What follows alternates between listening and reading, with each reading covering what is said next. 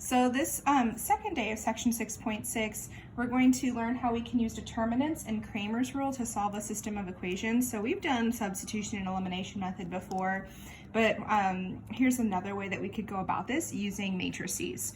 So looking at this yellow box here is going to be really important. It tells me that A is D with a little x divided by D. And so these stand for determinants. Y is D with the little y divided by D, and it tells us what all of these stand for. So first let's label them, because we've got A1, B1, C1, A2, B2, C2. So let me label that so we know what we're talking about.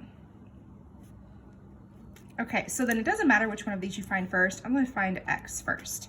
So D with the little x is right here, and it says do C1 and C2 first. So that's going to be 7 and -3 with how I've labeled them. And then B1 and B2. So that's 5 and -2. Remember, the absolute value signs mean we're going to be finding the determinant.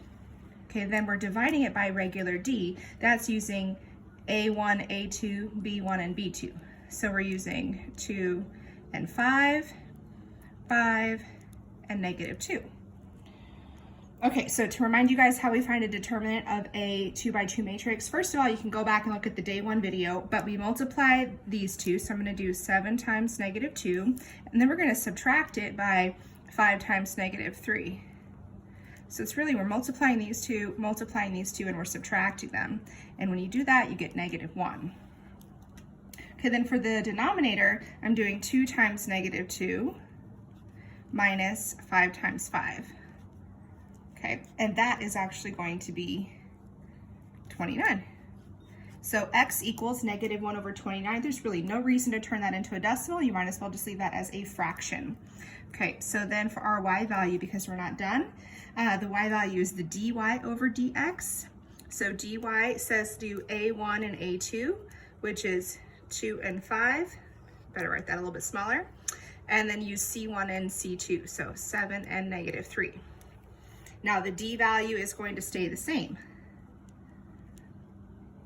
Thankfully, we already know that this is going to be -29 down here from the math we've done up here. We just need to do the work for this part. So we're going to do 2 times -3 minus, I'm going to write my parentheses like that, 7 times 5.